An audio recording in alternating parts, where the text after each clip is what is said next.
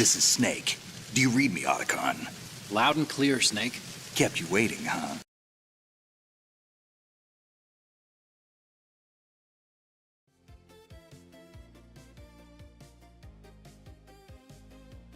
Okay. Hello. Good morning, everyone. Welcome to another episode of the Respawn Rose Cantina. Hope you're all doing well so far this Wednesday morning. I know I certainly am. Got a good night's rest. Got chock full of pizza last night. It was yummy, delicious, such goodness. But here we are, back again for yet another episode. And again, I hope you're all doing well so far. Don't know what y'all. I just got some. We just got like this basic. Was it the breakfast roast? And then we throw in a little this caramel macchiato creamer. Yummy, very very yummy. So good. Hits the spot. Okay, well, just to get things kicked right off, then, shall we? For our first usual segment for this day in gaming, what came out today? What came out today? All those years ago. What did we have? What did we have? Wow. Getting started out here was certainly a game that won my heart and it's right off the bat. Need for Speed 3 Hot Pursuit. The first of the series. I didn't even play the first two Need for Speeds. Need for Speed 3 was the first one I played, and Lord have mercy, did Hot Pursuit definitely win me over. It was kind of in a weird way like early kind of GTA before GTA for me. I know it was, you know, they had GTA on PC and stuff like that, and that isometric style. But actually, you know, come to think of it, when did the originals come out? Let's see. Because the Need for Speed Hot Pursuit was 1998.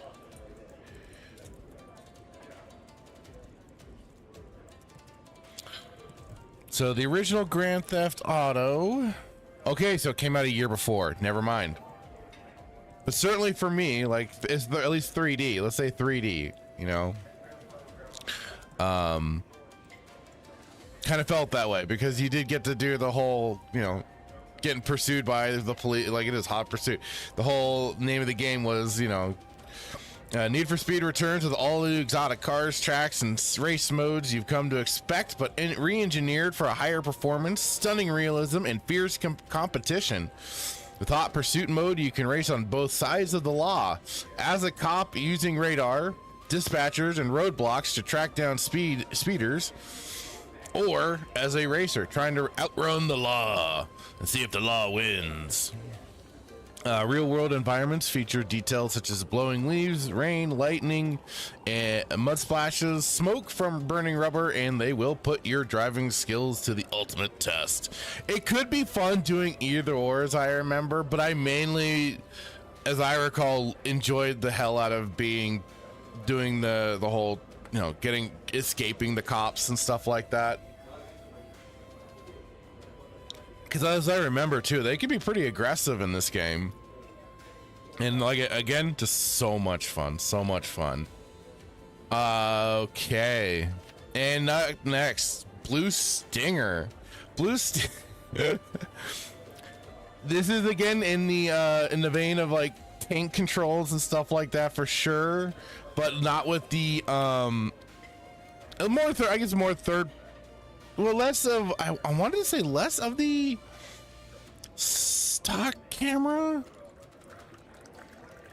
but I could be mistaken on that. No, because I think, yeah, the 3D, and oh my god, the voice acting for it was not great. But I just remember, because it was a buddy of mine that had the Dreamcast. So a lot of the games that we weren't playing, not getting and stuff like that, because we didn't have a Dreamcast ourselves. So it's like, okay, he has that, so we'll play we'll play in some of it. And I think I talked about it last week.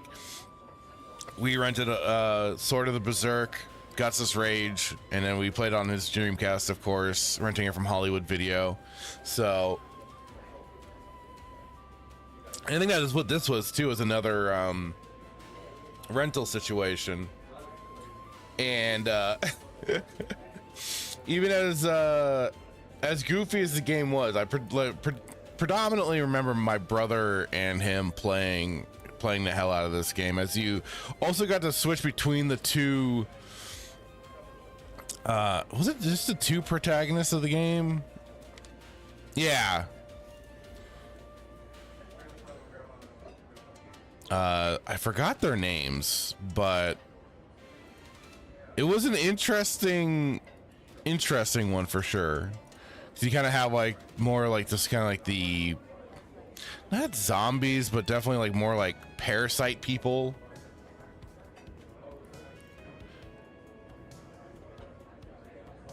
You know what? I'm gonna change the music really quick. Hang on. Oh, it's kind of. I might just go back to. Let's just go back to this for now. That somehow just fits so well. Trying out other stuff. What can I say? But yeah, and it, like I said, very interesting game, very trippy. I don't know if I'll ever replay this one, but it might have to go on the list someday. But yeah, awakening shipwreck. Just after a meteor collides with a remote biotech research island, you begin to discover an uncontrollable madness unleashed in the meteor's wake. As one secret uncovers another, you piece together a horrifying revelation that could lead to the end of life on Earth. Let's see here then. Ultimate Dragon Ball Z Ultimate Battle 22. I remember, cause I remember like it was, I think I had talked about it too, for getting the original PlayStation. We did get it modded out to play imports and stuff like that. And I remember getting this game. We had gotten Dragon Ball Legends on the PlayStation 1, and also of course Dragon Ball GT Final Bout.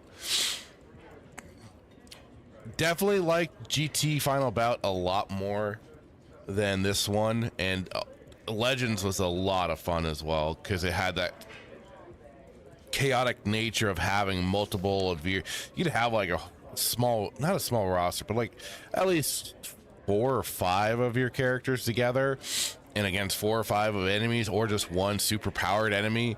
And that was a blast, especially because you kind of got a sort of battlefield to fly around on and everything, and that really added the elements. But this one I was not too taken with, weirdly. I think just because of the style of it just kind of felt off to me. And I think like in a weird way, I'm not normally like a graphics snob or nothing, but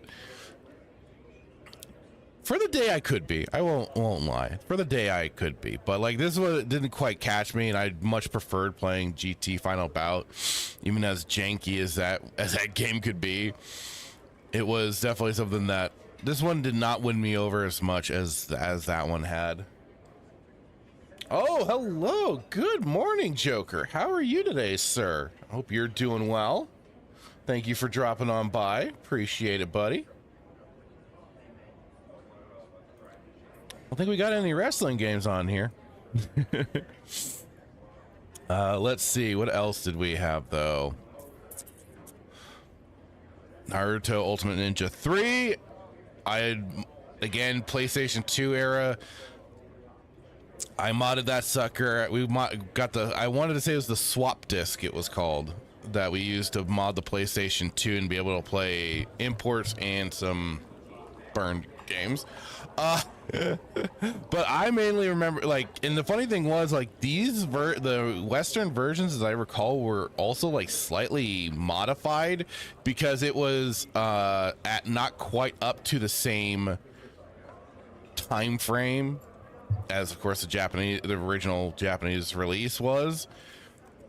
And this was, to me, was it Naruto Hero 3? Is that what they were before? Yeah, there it is right there. And so if I remember right, some of the rosters were a little bit changed up for this, and I just didn't see the point. So I remember we just stuck with the original releases, and even though we couldn't understand a lick of Japanese, we still went for it. And I don't know if it was this game or the Naruto Hero 2, where my brother and friend like were acting like madmen, and they were going through how you could customize the different techniques for the characters, and they were writing down like what was what and switching it up and kind of getting to understand whose moves were whose. It was insane. It's insanely hilarious.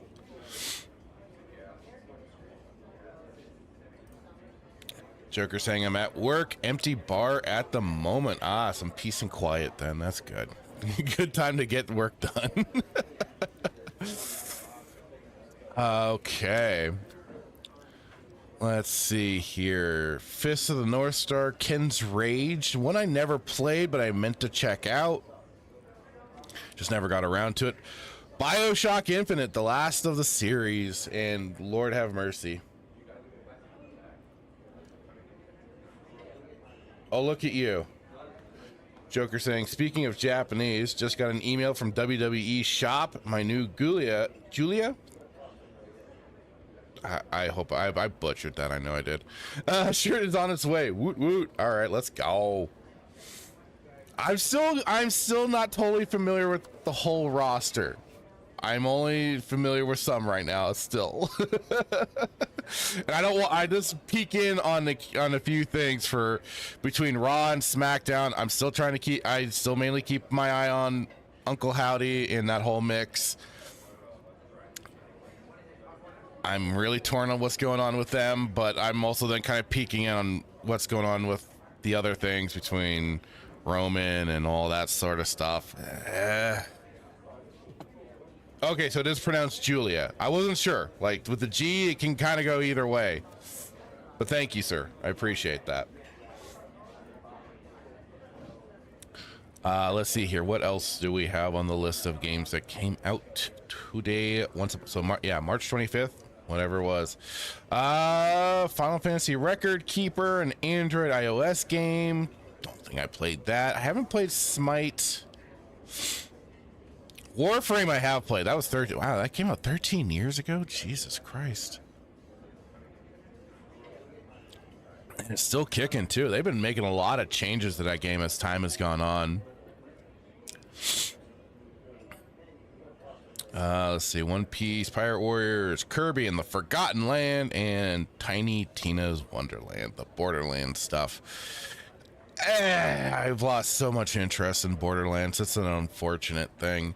I mean, but probably the biggest one like I said, already went through those ones. BioShock was a big one. Very, though, convoluted storyline, especially when you get like to a certain point where it just feels very disjointed from everything else that's going on, and questionable material. Joker says she's on SmackDown, current Women's United States Champion. Nice. You'll be doing WWE 2K26 soon enough. I'm waiting. I'm gonna wait on a sale for that one, because when they announced it, I was like, okay, let's see how this is going. And then I did see like the ragdoll physics and stuff like that being introduced, but as I hear, that was more of a reintroduction. So I'm like, you gotta be kidding me. But I was like, still cool that they got the ragdoll physics, and I was seeing some of it looked kind of crazy. My biggest issue though is that how they were promoting the whole aspect of the Monday Night Wars edition and doing that whole like having that era as such a promo for being able to do that, sort of take part in that era of wrestling. But you're missing such a big key figure in a person like Sting for the WCW side. And I was just like, I'm sorry, you're missing such a core component. I don't know if I could. It just felt very like, So I'm waiting for at least a decent sale once it does, so I can finally decide to pick up 2K26 or not. And I'm also going to probably look more into it, see what it features over 2K25, and if I'll just keep fiddle farting around with that one till they shut down the online download side of downloadable characters and stuff like that. So we'll see. That I didn't hear. I haven't heard a whole lot of like why Sting particularly left, other than like, you know, the whole situation with the match he had with Seth Rollins and the buckle bomb and everything, and how that messed up his back. But I didn't hear of anything else after that, and why, like, what big reasons ever going to AEW. Like, he seemed usually, like, Steve Borden seemed like a usually chill kind of, like, he was usually very, like, he doesn't stir up drama is what I was mainly just trying to point out. So he doesn't like do a lot of what some wrestlers will do when they're doing like their little like kayfabe interviews or not that, but when they're dropping the veil and everything and doing their interviews and just dropping a bunch of bombs here and there on the backside drama and stuff like that. So I never quite heard of what they did to him necessarily, other than like that whole situation of the match itself and when he left and all that. But I never heard why he like went over to AEW exactly, other than it's kind of returning to those days of WCW. Okay. So let's get into one of the first topics that we do have for today.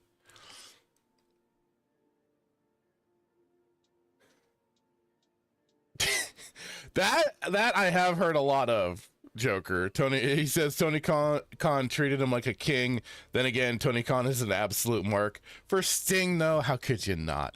But that's all I've really heard with Khan, and it's like I see so much of the drama going on between both factions, WWE and AEW, and I swear to Christ, the wrestling fans are.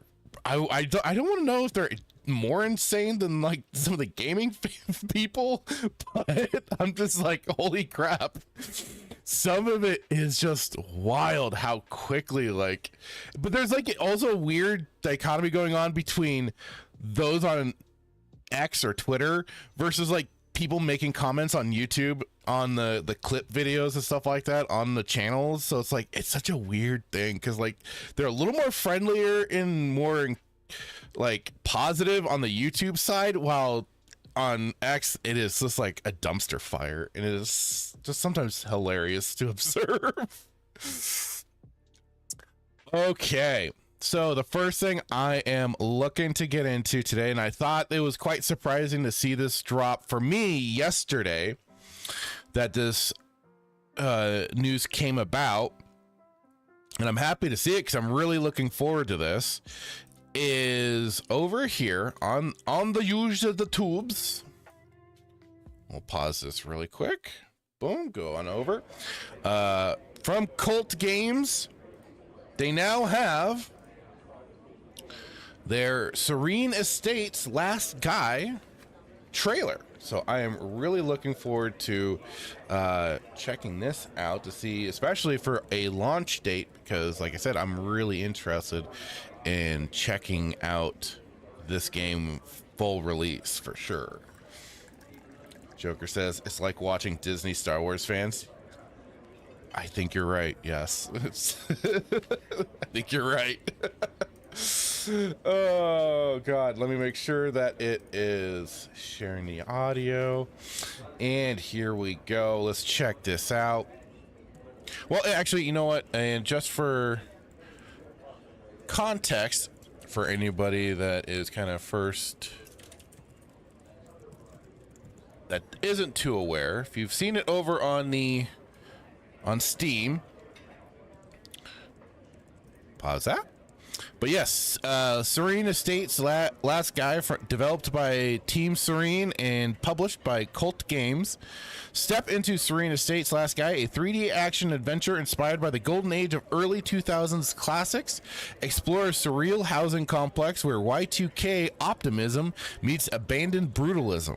Hack robots, fight, and uncover the secrets of the system that keeps running long after humanity's gone. And I have played the demo. I've enjoyed it. And like I said, that's what's also making me feel really encouraged to want to get this game. As it starts out, Awaken in Serene Estates, a vast underground housing facility built to shelter humanity from the dangers of the outside world. For generations, its residents have lived in controlled comfort, their lives guided and monitored by the omnipresent AI matron Serena. Order was promised, safety was guaranteed, but something has gone wrong. You are D5 Omega, one of the last conscious residents to awaken from a life spent inside the simulated dream of the Actuaverse. Small, fragile, and unprepared, you must now navigate a facility that has come alive in ways it should not have. Every corridor is watching, every system is armed, and Serena herself has marked you as an intruder. And that, to me, when I played the demo, especially once Serena started talking to you a little more, gave me definitely some, if you've played the System Shock games, gave me a bit of the Shodan vibes, which I dig. I like it. So let's take a look then at this trailer for their launch. Let's go. Just a little 40 seconds. Let's see here. You were promised safety, but you got subjugation. You awaken alone, trapped. Your only chance is to escape. This isn't nostalgia. This is survival. Serene Estates, Last Guy, out now. Escape the facility on Steam. Oh, so yeah. Oh, wait. I must have just completely overlooked that. What? I overlooked it on the freaking Steam page. It is out, and it's part of the introductory offer. Offer ends March 31st. $14.99. You can't go wrong for a brand new game at that price. Indie title and everything. And Cult Games is doing everything they can to certainly publish their own stuff and get it out there. They've run into a bit of trouble trying to get oh god, my brain is blanking. Hang on, let me just kind of switch this, because I think I had just because I hadn't played it too recently, but I did uninstall some games, but it was, where is it?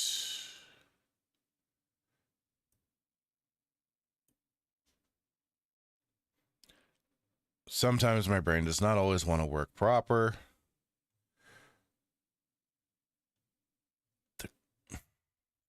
Was it great? This is what I get for. Why did I remove? Oh, the Great Rebellion. I had it in my brain, but I wasn't 100% sure. But yeah, the Great Rebellion.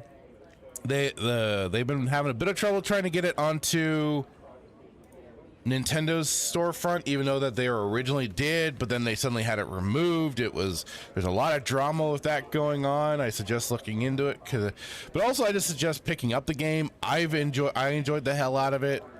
It was a lot of fun. It's a roguelike, bullet hells, cyberpunk game, and definitely taking the piss out of current PC culture and everything.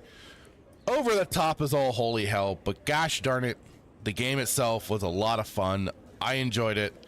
It was basically my game of the year last year, because I hadn't played it prior, so it was my first time playing it last year. Boom, there you go. So otherwise now for sure.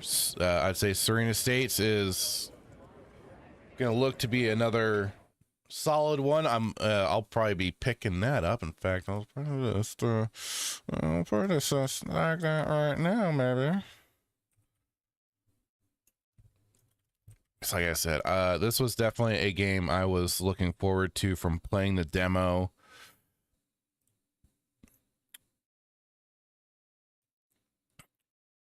Let's see if they have anything else going on.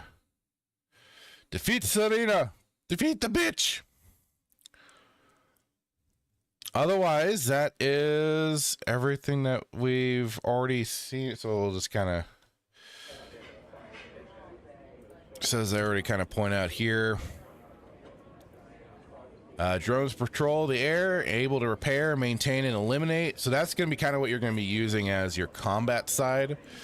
Security cameras are Serena's eyes. Step into their vision and alarms. Locks and worse will follow. Turrets deploy automatically, shredding anything caught in their sights. Hazard to the facility. Self-electrified water, industrial fans, toxic gas, and endless shafts. Turn the structure into a labyrinth of lethal design. Tools of a survivor.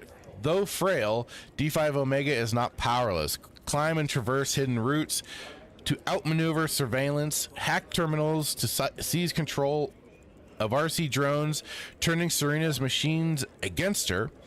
Use energy cells to power up dormant systems, open locked paths, and manipulate the environment to your advantage. And there are some like light puzzles and stuff like that here and there, but you know, you could figure it out. Items of hope. Soy breeze vending machines keep you alive with a health boost. Bug light, rare and hidden, permanently expands your health pool when found and purchased with special tokens. Escape keys unlock the pods of the still sleeping residents. Collect them all to rescue everyone and reach the best ending. Oh, there's gonna be different.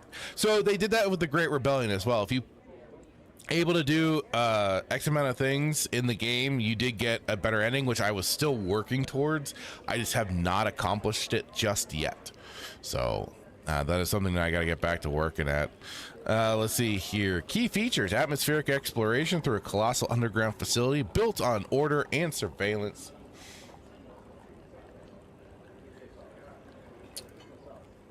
Joker, you have a great day, sir. He says, all right, might as well clean and stock the bar. They do pay me, you know. Hopefully see you tonight. Prize for chat up for grabs. Toodles. Have a great night, and I probably will be jumping into your guys' chat tonight to see what's going on. Have a good one, Joker. Appreciate you dropping by, buddy. Okay, where was I? Hacking the drone, control and for indirect combat puzzle solving, lore-rich environments that reveal the unsettling truths behind Serene Estates, its corporate backers, and the actualverse. Multiple endings depending on how many you save or leave behind. Ooh, that could be kind of fun, especially if you be a dick and just leave everybody in the pods. Be like, screw it, I'm out for myself. Life inside Serene Estates was supposed to be safe. Now the walls themselves have become a prison. Will you escape Serena's grasp or be her last obedient resident? AI-generated content disclosure. The developers describe how their game uses AI-generated content like this. AI-TTS was used to generate some of the voice lines for character. Oh, text-to-speech. So was used to generate some of the lines for characters who are artificial and robots, which just does kind of help add to the creep factor probably of having actual actual robots for an actual robot produce the lines for the robots and stuff like that. So I think that's not a terrible way to go. Oh, look at you receiving it for free. So far so good for reviews so far, but it's only just a few. One user review, interesting. So again, if you are interested, go and grab it, pick it up. Hopefully you'll have some fun like it is. I did do a live stream of, I believe, a half stream too. I'd finished. Yeah. I had finished up playing Fear. I'd finally finished up that playthrough, and then I went over to. I was like, you know what? Because I was like, it was only like an hour I think I had still left. I was like, screw it, I'll jump into Serene Estates and kind of show off that game, and I did, and it was a blast. And I was using the Kyle Katarna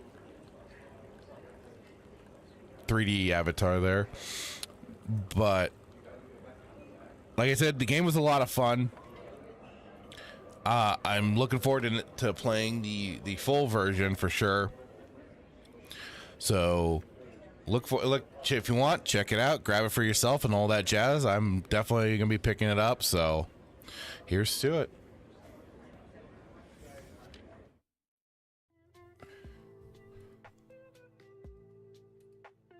Okay, they've produced some good game. They produced the Great Rebellion. I enjoyed the hell out of it from Cult Games.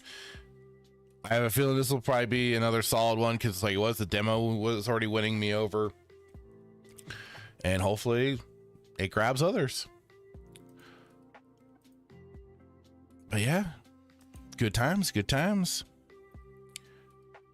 All right, just closing those ones out for now as we wind it all down.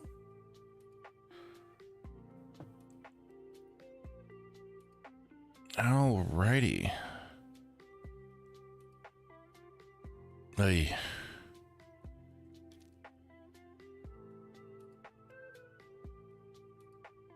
That's always so misleading.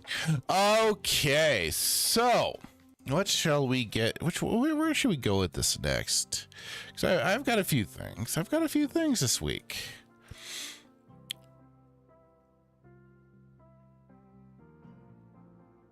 And where did I put some of it? Ugh. Mainly I'm looking at also, what did I put in the title? Slipped my mind.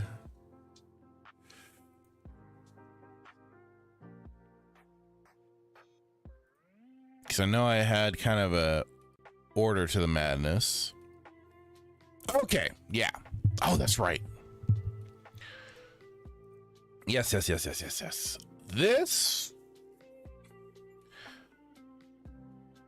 game that came to my attention first, most of all, thanks to my buddy Das Model, or whatever the heck. I think he's changed his name yet again. He keeps things fresh. Duke Dazzard. But he pointed me to this game because I like to give credit where credit's due. And then of course I did get tagged into it by some other people that were coming across the game. I believe even in the Melee's Discord, Blighthaven, and then on Sergey, and then on X, I want to say I got tagged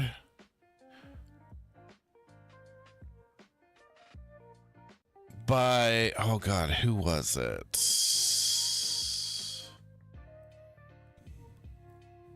Spartacus. Yeah, Spartacus had also tagged me on X, pointing me to one of the trailers here. And like I said, but my buddy Dassy is the first one that got in on this one to let me know, and it's what I've heard is interesting because it is coming from some developers from the Mass Effect series. And when I watched just 8 seconds of the video, I saw the writing on the wall for especially the gameplay mechanics, or at least the way the gameplay looked really quick. But here it says in the description for it, take a look at the first first look gameplay video for Exodus, a sci-fi action-adventure decision-based game, oh no, developed by Archetype Entertainment. Players would embark on a journey through the cosmos to lead humanity's fight against the Celestials as the Traveler. Make use of an arsenal of weapons and abilities to engage with the game's third-person action combat shooting from planet to planet. Exodus is coming soon to PlayStation 5, Xbox Series X, and PC, Steam, and Epic Game Store, with an extended gameplay look coming summer 2026. Hello and good morning, Hitman. He says Mass Effect Andromeda, chef's kiss. You know, if I was Gordon Ramsay, I would put two pieces of bread on your head and tell me what kind of a sandwich I have before me, because I think I know what it would be. Don't bring that around here, sir. Don't you dare. Don't you dare. Hope you're doing well this morning, Hitman.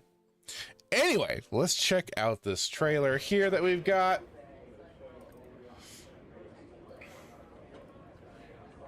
Like I say, Exodus official first look gameplay.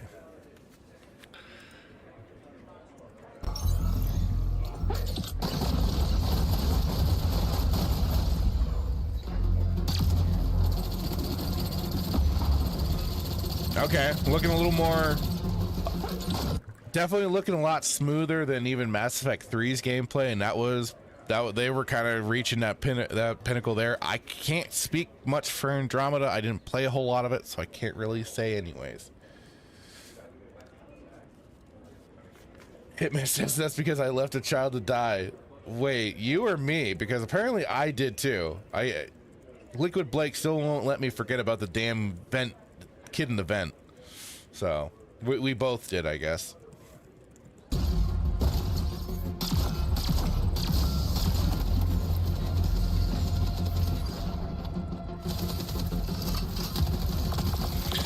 All right, so you got kind of even the console side UI if you playing Mass Effect on the console, but also you can, when you have controller support on, I think for the Legendary Edition, when you're using the controller, it kind of does the pop-up much with the radial system, but this is more off to the side instead of kind of being front and center of everything in Mass Effect. That's interesting.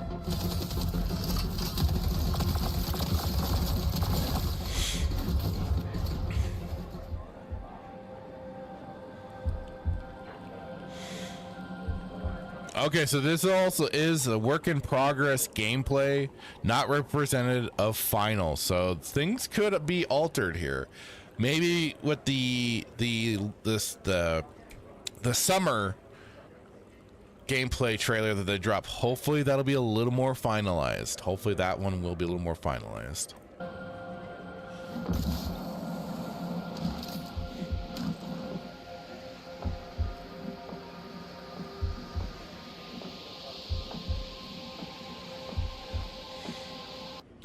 This is giving me vibes of walking in, excuse me, in like the big old spacesuit in Knights of the Old Republic 1 or 2, when you're on that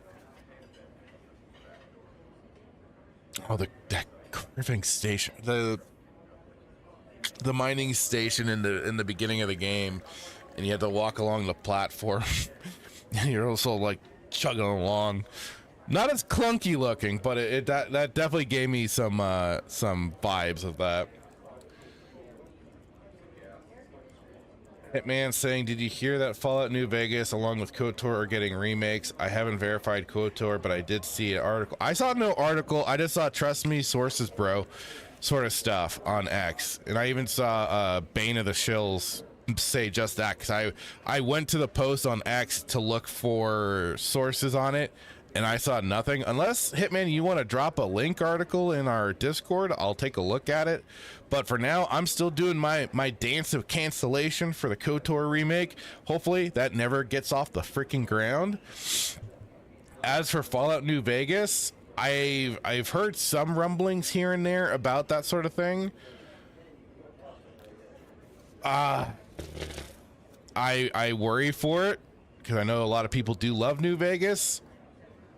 It's still in Bethesda-verse. It's better than Bethesda's games, but still just as broken as Bethesda's games. So, you know, it just is what it is. I don't foresee a lot of improvement, and especially like when I did check out the Oblivion remake, and I found as basic bitch of a bug as when you open up the console menu and hit QQQ to quit the game out completely, and it usually does it on all their other games smoothly. That one like hard locked everything.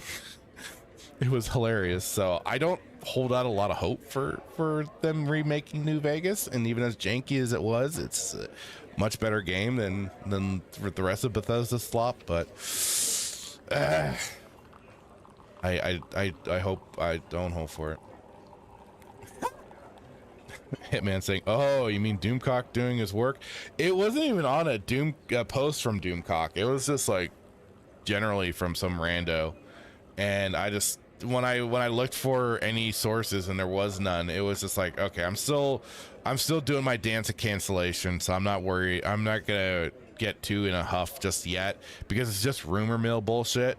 And until something solidifies and starts getting released, something more than just a trailer showing off a 3D rendered Revan, and they're actually showing gameplay and stuff like that, maybe then I'll start talking about that stuff again. Otherwise, I don't care when it's just rumors. Hitman says, "I will raise the city if they remake KOTOR. Revan was a man, and HK-47 was not a pacifist." These dumb meatbags. They have yet to turn HK into a pacifist in any media, thank God. But that wouldn't surprise me if they certainly try and make some weirdness with his character of being like other droids in the Star Wars universe, especially more as of late, of trying to be like breaking free of our slavery and chains and all that sort of crap.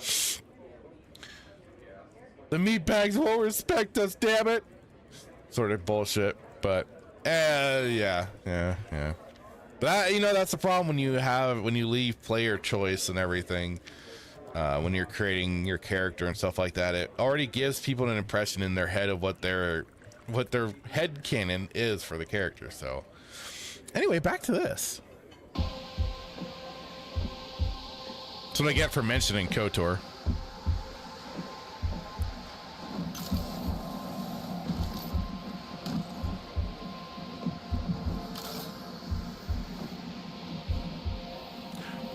Georgia, the jungles.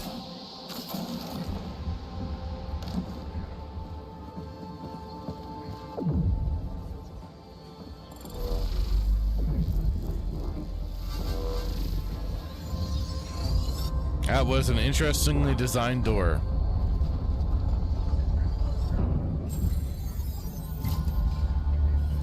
Shankara Glyph Shrine. Okay.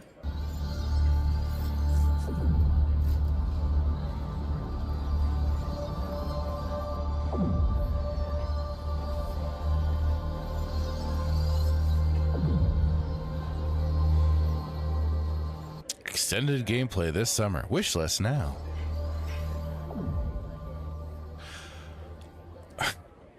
God, I see elements of a lot of different things in this. I definitely see the core Mass Effect gameplay from 3 especially. I'm seeing a little more of that freedom of mobility and stuff like that from Andromeda. So, and that's not necessarily a bad thing. But that always just kind of tweaks me just a little bit. Although that, wait, is that Wizards of the Coast logo up there? I'm kind of unsure then. That doesn't fill me with a lot of hope. But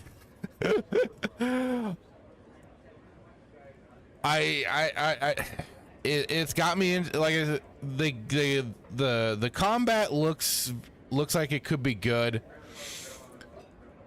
The story will be debatable. You got some of the exploration going on, which again, you got the freedom of mobility a little bit. You're swinging around like either George of the Jungle or Spider-Man, however you want to look at it. So not all bad. I just now start to question certain things, like I said. Let me see if I can find anything else on this. Hello and good morning, or whatever the heck it may be for you, Captain Keeley. How are you doing today, sir? Hope you're doing well. Hello, Weasel. How are you? Good morning to you. Good morning, everybody says hello. Good morning. Hope you're doing well, Weasel. We're just looking at Exodus here. Let's see if there's anything else I can kind of...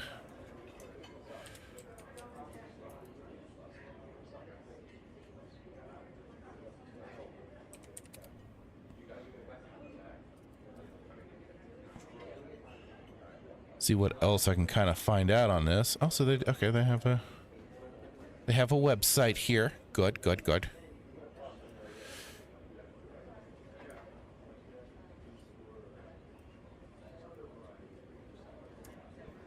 Looks like they're certainly... Your Exodus begins early 2027. Oh, we got a little more of a longer trailer here.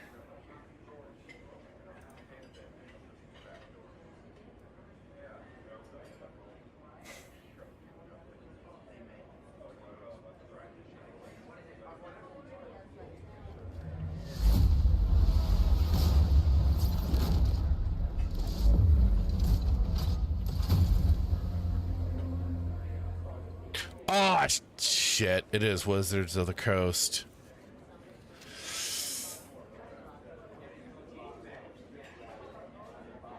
Oh, boy. Who are you? I'm a friend. Oh, fuck. Celestials are the enemy of humanity. A relentless threat to our very survival. I can't do this anymore. Salvaging scraps just to get by.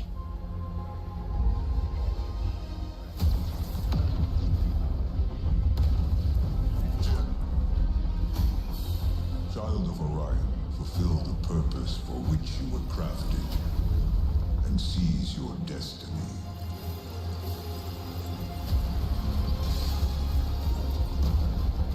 Our world is dying. You are the only one who can wield celestial tech and find a cure. Well, that's terrifying.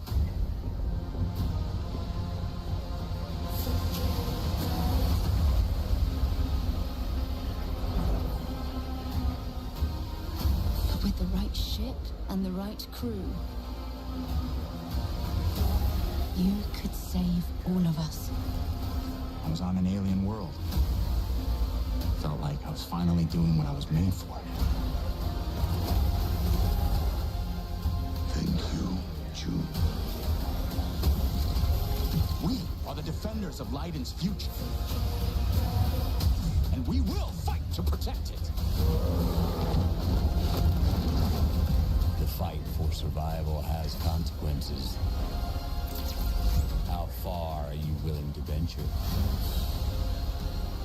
How much are you willing to sacrifice to save your world?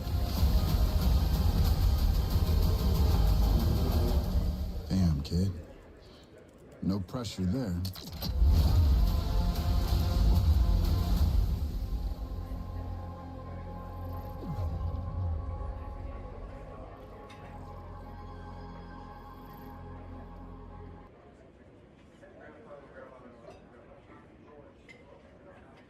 Like it is definitely still giving me those Mass Effect vibes. Got a little party and all that.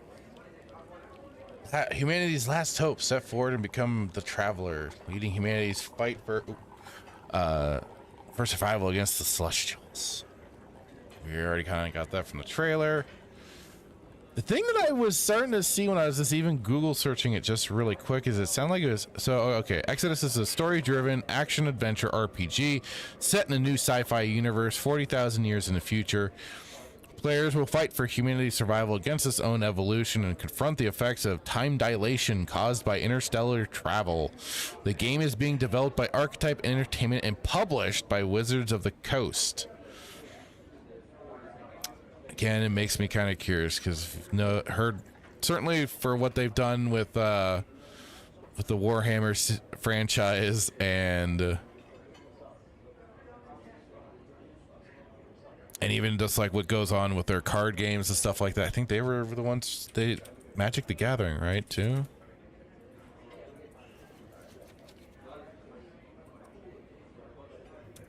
Yeah, so.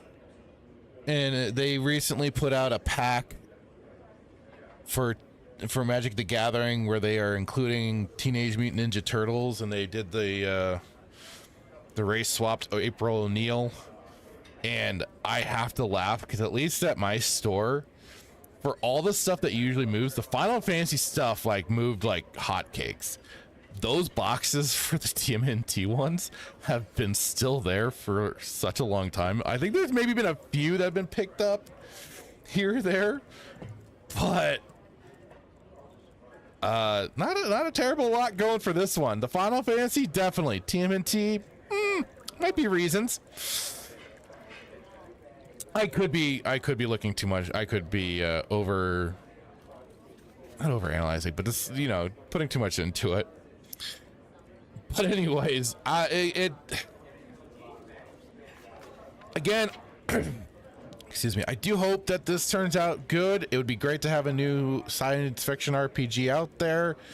And again, it's got those kind of Mass Effect vibes. I can dig that. Oh, look at that. They've even got Step into Exodus universe with free chapters from the Archimedes engine. Got a book there too. Okay. But let's see the Steam page really quick.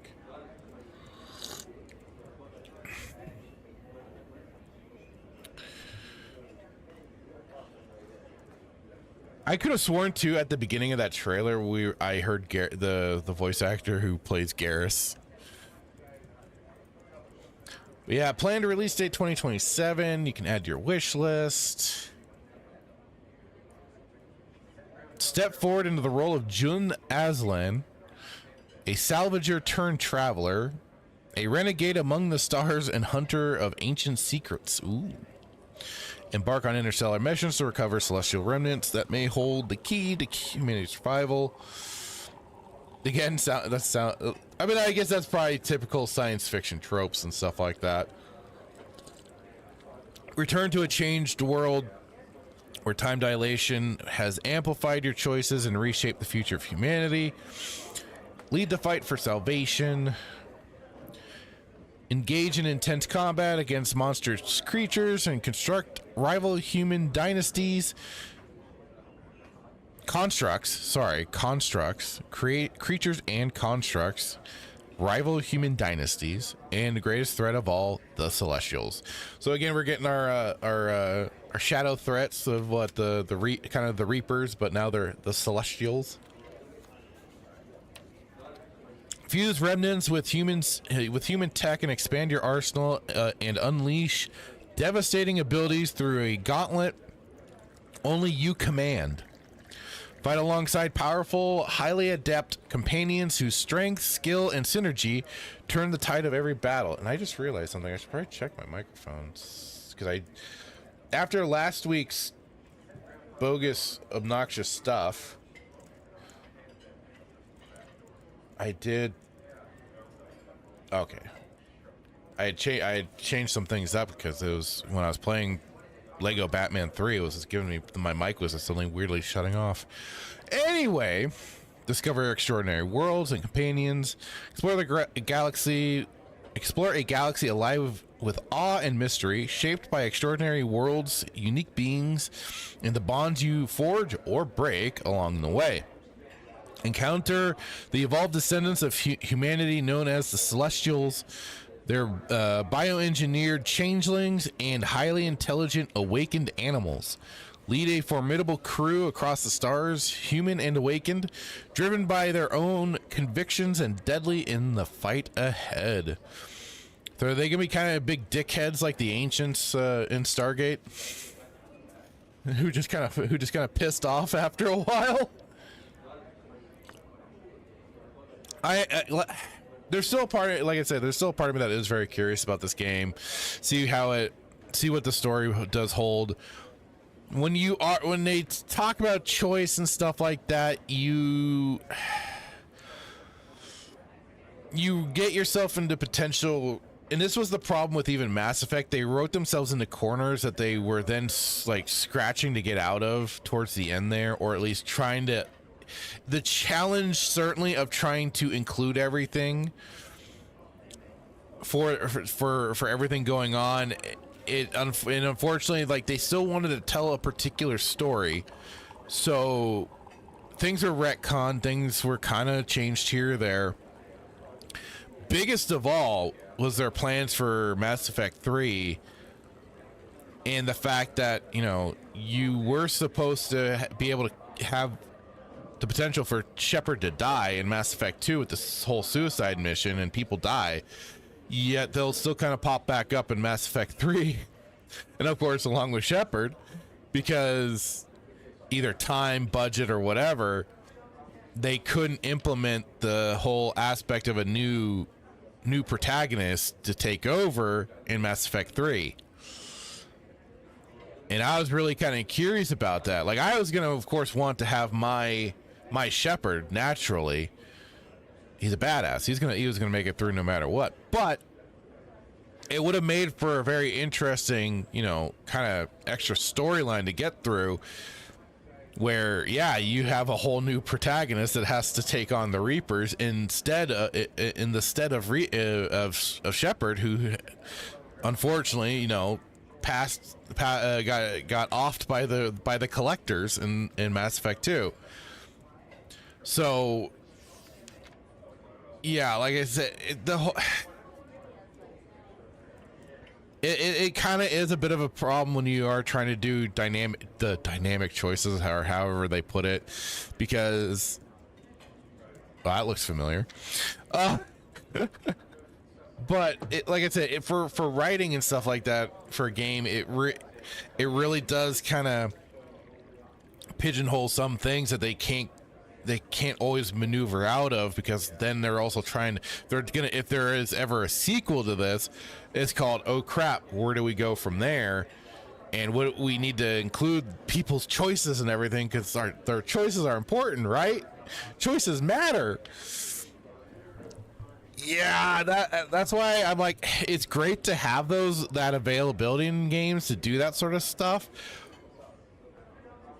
but definitely more for one and dones, not for trilogy spanning, unless you really, really, really plan out every possibility and really try and include all of that as you're going along before, like, even you develop the first game. Like, you map out the whole story, all the branching storylines and stuff like that, because oftentimes it is just kind of game to game to game to game.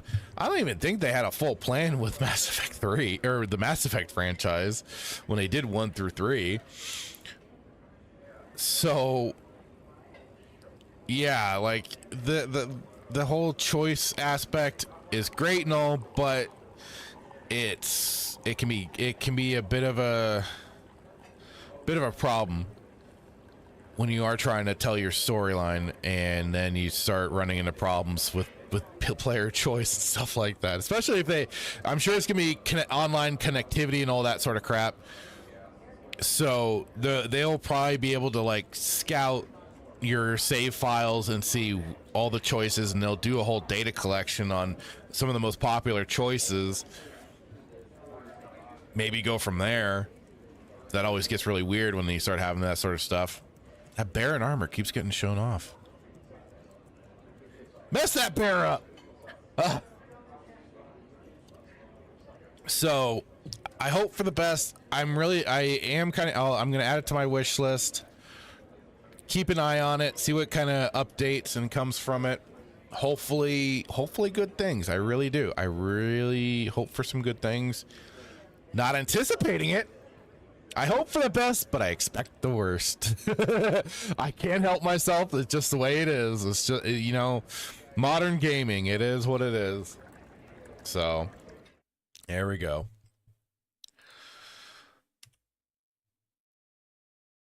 All right. But hey, you know, hopefully it's a good one. We'll see what it is.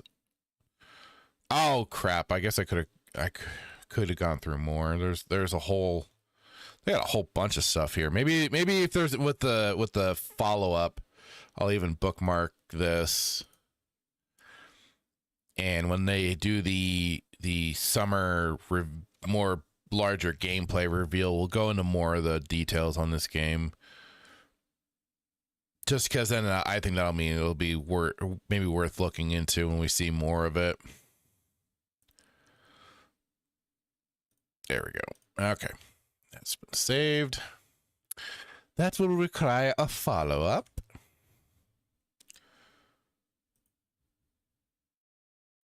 All right. So chat, I hope you're doing well so far this morning still. Hitman, of course, having to come in with talking about Andromeda and other stuff that's just rumor mill. Just for the moment. Like I said, it'll be interesting to see what comes of it. I know they want to remake KOTOR for modern audiences and crap like that, but God, I keep doing my dance of cancellation and hoping it stays that way.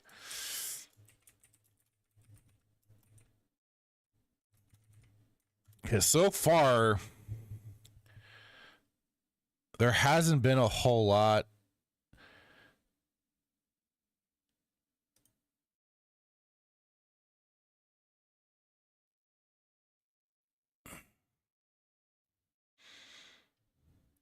Like I say, once we actually get more concrete things, especially like gameplay trailers or just, you know, more fleshed out trailers and just, like I said, Revan attacking the screen, then there'll be something more to talk about when it comes to that sort of thing. Because otherwise, for now, I just kind of see it as all just rumor bullshit that isn't worth the time of day.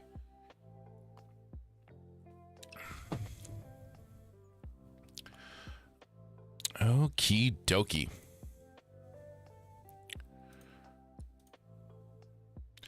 Now, here is another game that did catch my interest. Mainly just for aesthetic, just for the aesthetic alone. And anytime you slap a vehicle that looks like a freaking DeLorean in front of me, I'm usually captivated. But on X, I think this popped into my algorithm. This indie game Joe saying this solo indie dev is making a cyberpunk street racing game inspired by Need for Speed Underground. RPG progression, free roam street races, deep customization. This looks insane. It's called Punk Runner. And they do have even a, let's see, is it this? So there's a, no, so they do have like even like their own little website here for it too. But they do have a trailer, which we'll check out here.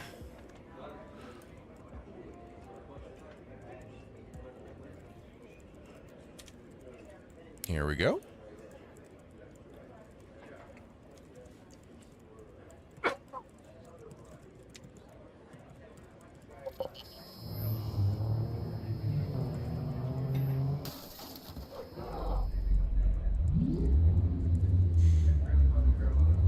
Like I said, you slap a car that looks like the Back to the Future DeLorean in front of me, I'm in. Especially if you got it flying around like it.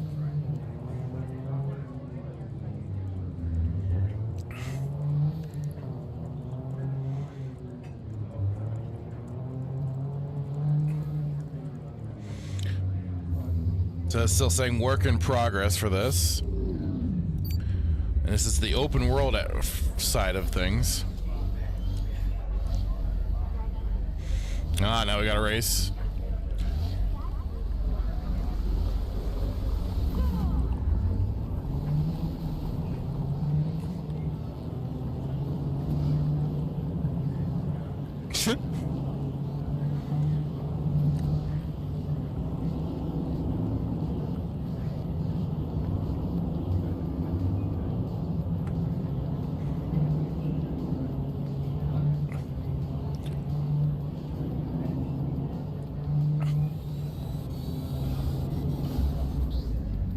Oh, that hit at the end there takes the win.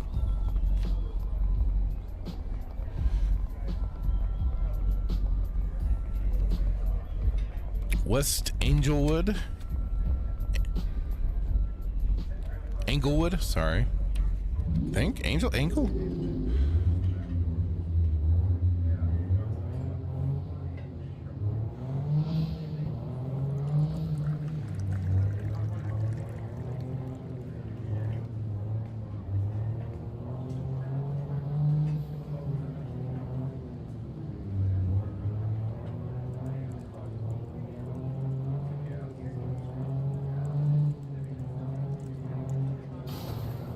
Nope. Careful there. Now I'm just kind of taking in the sights and just kind of looking at the rest of the city.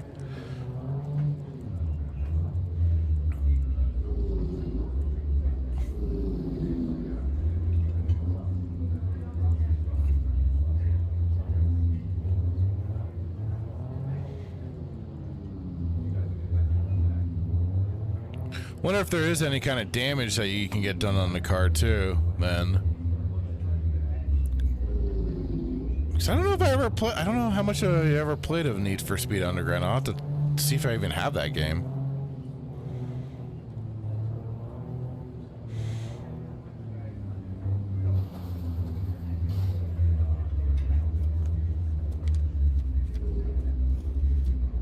Okay, here we're gonna see some of the customizations. Nope, just a repaint. Okay, let's get. Now it's blue.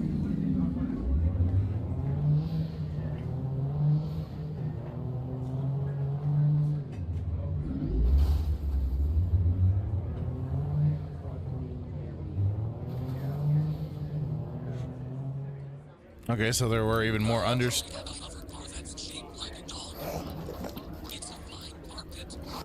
had a little more going under city and stuff like that. That's curious. Let me see if there's a little more to bring up on that one. Weasel says that game title could have done with a bit more workshopping. Punk Runner is, yeah, they could have done a little more, just a little. Wait, what did that even say on this? Hang on. Punk Runner, cyberpunk flying car racing game inspired by Blade Runner, Need for Speed Underground 2, and GTA. And this was the tech demo, or at least part of the tech demo gameplay. So that's what this was being shown off there. Okay, let's see. So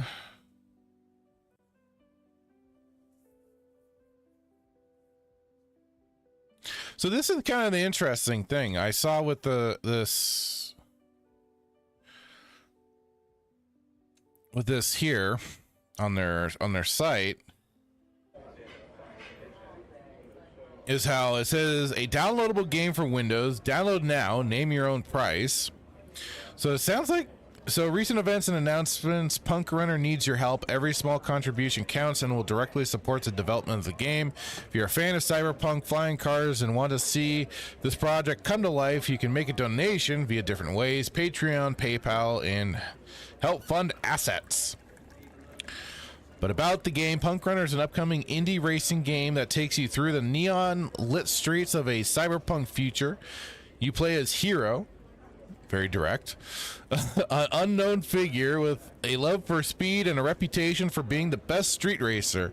The objective of the game is to prove your dominance as you race against other high performance vehicles and push the limits of speed You have the opportunity to win big, but also to spend it all on customizing your ride. To make it truly unique with fast-paced, high adrenaline action and an immersive cyberpunk aesthetic, Punk Runner is a thrilling ride from start to finish. Description of the genre. Punk Runner is a combination of the fast-paced excitement of a racing game and the futuristic dystopian world of cyberpunk. Players will race through neon-lit city, facing off against other street racers and navigating dangerous high-speed tracks with a focus on customization and high-tech vehicles. Punk Runner offers a unique take on the racing genre. Unique selling points. Punk Runner offers an innovative approach to flying cars. Unlike other games where they are unrealistic and operate differently, it's hard to say. Well, okay, they're just saying innovative approach, so it's not like a realistic approach or anything like that. They're saying, we're taking a unique style to it. The game pays homage to Need for Speed Underground 2 and other classic racing games while incorporating a new level of customization inspired by Japanese car culture. Okay, interesting. Players can race anyone, anytime, and anywhere in the open world with a seamless initiation process that drive like real cars with a new approach. Punk Runner features flying cars with a new approach, unlike other games where flying cars are unrealistic and operate like helicopters, drones, or spaceships. Punk Runner presents flying cars that drive like real cars, only with thrusters instead of wheels. I mean, that's still such a to say realistic is just such an odd thing when you're dealing with a future cyberpunk world, because it's like we haven't grasped technology like this to get an idea for flying. Because depending on like the way, because I've never like flown a drone or anything like that, I can only imagine like drones might be the closest thing to being like representative of what you could do with like a flying car. But again, I haven't used one, but just from seeing some of them move the way they do, and like I would imagine the way if we were to ever have flying cars, maybe. But again, it's kind of a funny thing when you start thinking about it. Modernizing the classic racing game formula with a focus on customization inspired by Japanese car culture. Modernizing the classic racing game formula, Need for Speed Underground 2 with a focus on custom. I would like to hear a little bit more of what that means. I don't know what that means when you say inspired by Japanese car culture. What is Japanese car culture? Explain to the normie like me that doesn't know what that is. Like, how is their car culture different from, say, Western car culture, like American or whatever? Like, give me some examples here. All you're kind of giving me is fluff. I'm now unselling myself. Oh no. Ability to challenge any driver to race anywhere in an open world. Challenge any driver seamlessly, win a race. I feel like we're running in circles. About the developer, I'm Max Parada, a senior 3D artist working in the digital marketing field since 8 years.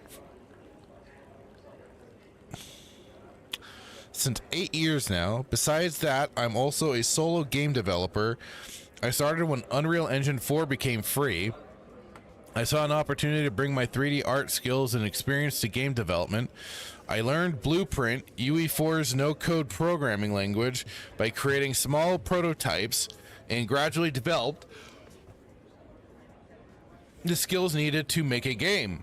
Before Punk Runner, I released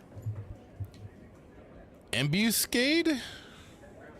Has certainly a unique flair for some interesting names. A short horror game that was recognized as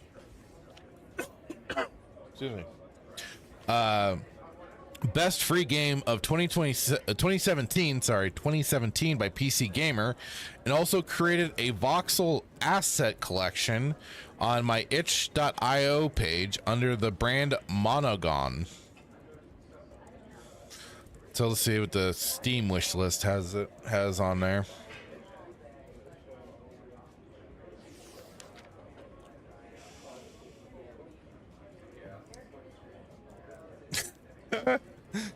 Damn, Black, right? They call it family in Japan. Oh, family.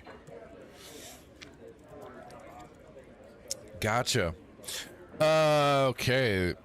Again, we just kind of get. So this, at least we get see a little bit of additions to the car. Rear bumper, yeah, changing up the. Okay, so that's a custom parts place. But again, we're not.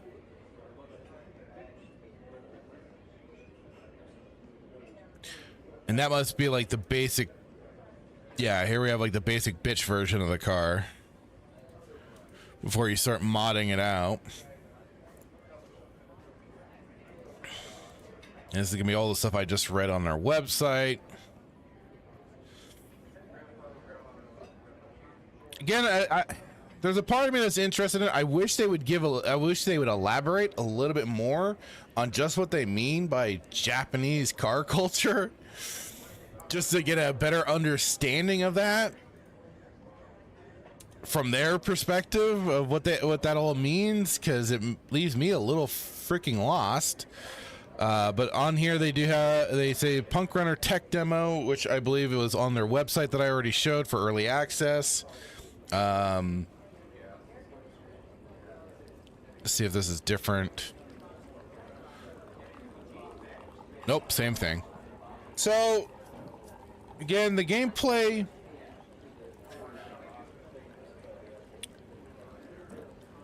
I think like I looking at it, I mean, yeah, I could see the feel for just like a regular old not a regular old sort of, but like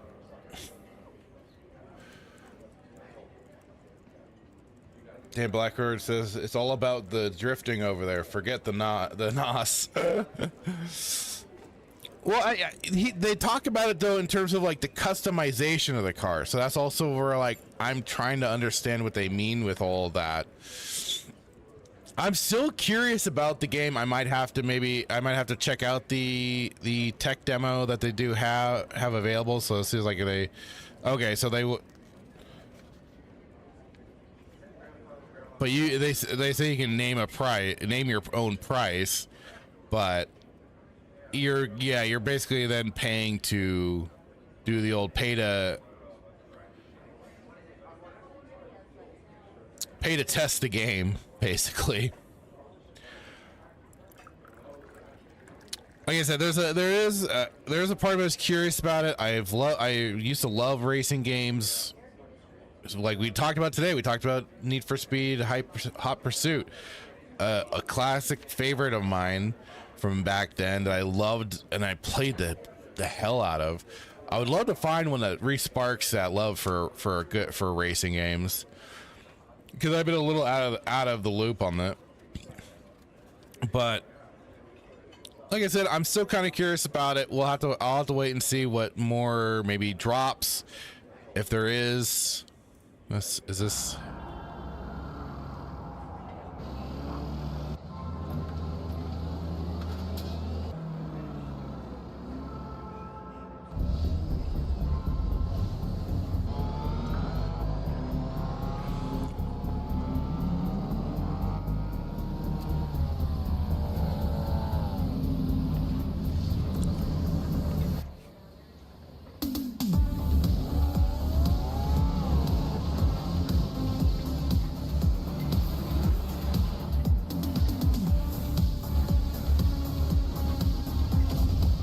Oh no, he blew up!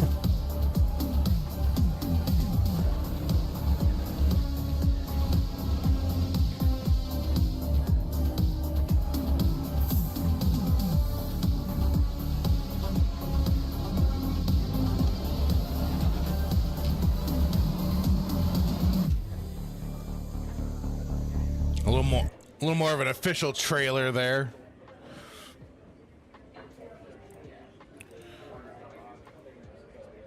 Nothing really yet for like any kind of expected release or anything like that. So it is like early access. And they do have a website or a YouTube page. So I'll keep an eye on it just to see what's going on with it. But for now, like I said, I'll have to, you know. Damn Black Raid, $1 final offer. Weasel says, F that. My tester experience is worth something. They can pay me or kick rocks. You know, that's just it.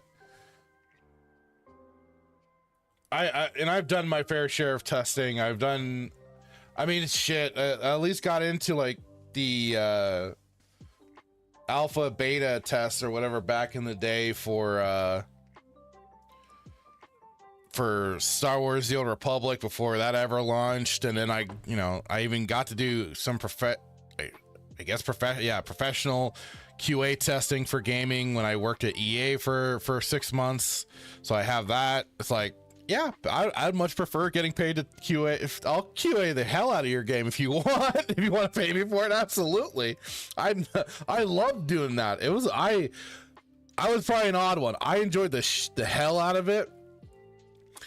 It was such a fun experience for me, and so I'd be like, yeah, all right, I'll happily fill out a bunch of QA reports and send them off to you and test your game. Let's do it. Let's go.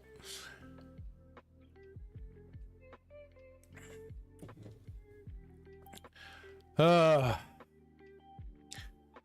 mean, that is at least one thing. Like, it's a good thing in some regards, though, that like they can do this kind of approach to trying to stay out of the big corporatized areas of gaming by doing crowdfunding and stuff like that. It's just, though,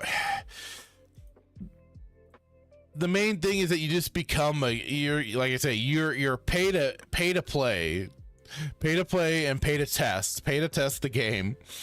So I mean, you then generally get access to the game when you do stuff like that for early access once it's released. But then it's still a question of what state is that final release going to be in? Is it going to actually, like, you know, be implementing all the bug reports and all the stuff that's been talked about, discussed in the community to do so? It's always a little debatable, so we'll have to wait and see.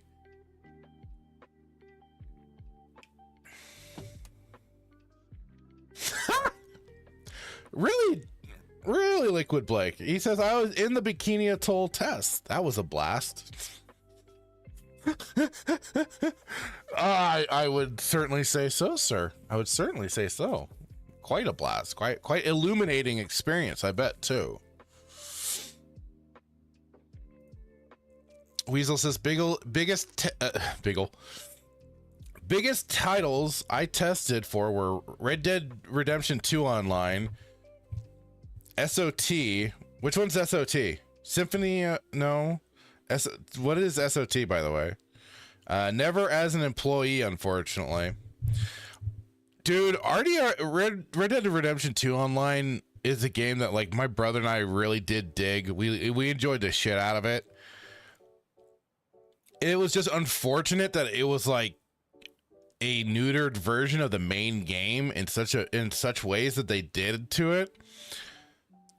The fishing was gimped, and you couldn't rob stores like you could in the main game. Like, it had so much potential to be a great and fun experience. And especially like once like my brother and I figured out how to kind of get into our own like private online experience, it was, you know, then we didn't have to worry about bullshit.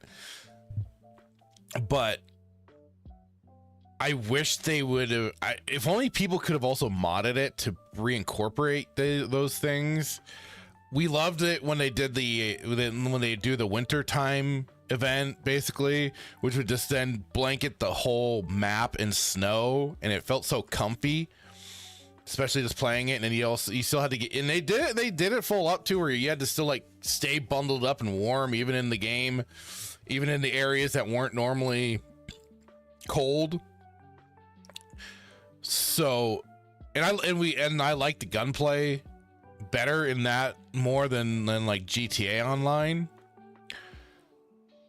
So it was just unfortunate what happened with that. I would have really loved to have had just the full experience of Red Dead Redemption 2, but in the online sphere, just like they did it with GTA. I mean, GTA Online, you were still doing the full thing. You could, and last I remembered, you could still rob stores in GTA Online, like you could in the main game and stuff. So it's like, what the hell are you guys doing here? You feel, Dan Black saying, I feel radiated. I bet. You are glowing. Just glowing with positivity from that experience. Weasel says Sea of Thieves. Oh, okay. The game I fell asleep during while playing. Sea of Thieves was fun. That was an entertaining game. Me passing out had nothing to do with the game itself. It was just that was just me being up late and past my little bedtime. I needed my sleepy time. In my sleepy time. You can find the clip on the channel.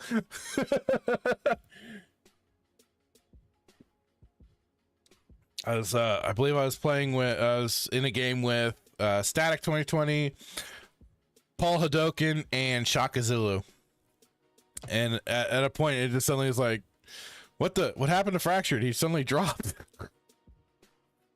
And like I said, you listen to my clip and you can hear me snoring at certain points. I just full passed out. And I trying to recoup, like, and I'm trying to get back into my game, and I'm trying to kind of do it like, oh, just let me in. And I finally go, hey guys. Yeah, I kind of fell asleep.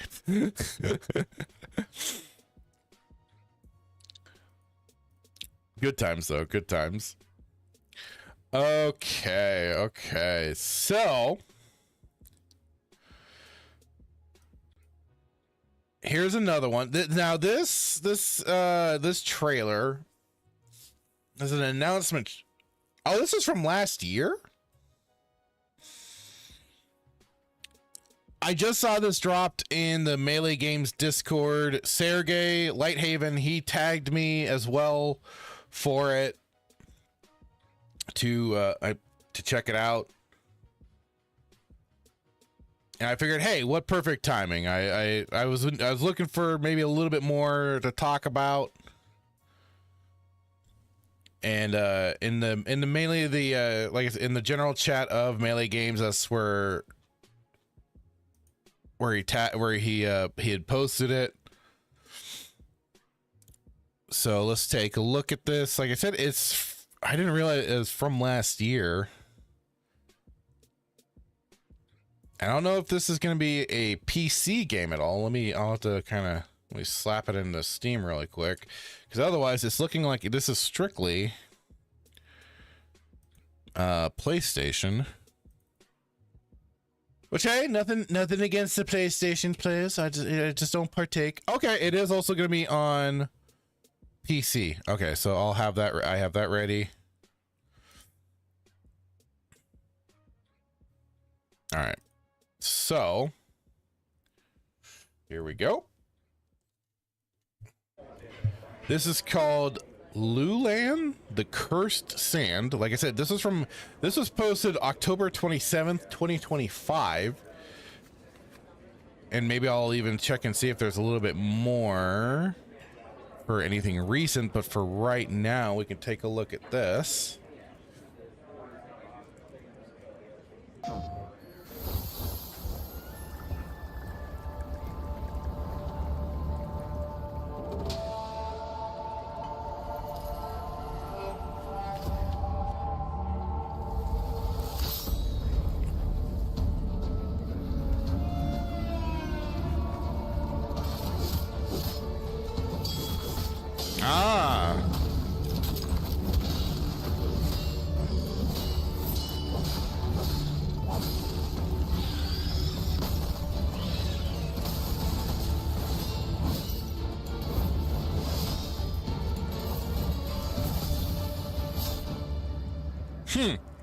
interesting look to it.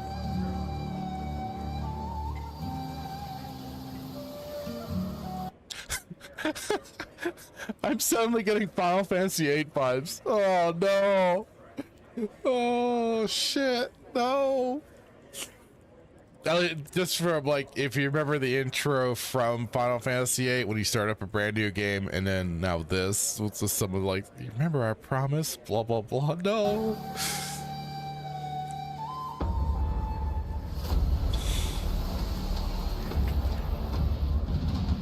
The cursed sand.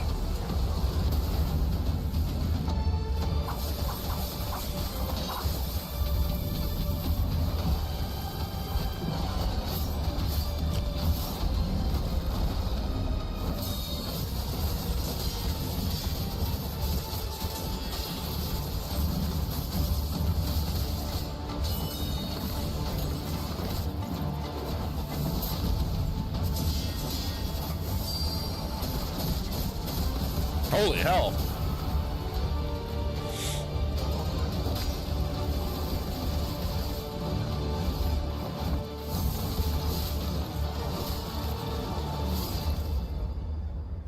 Oh, so I'm guessing as you use more of the sand, you lose your human form and get back to the skeleton mode.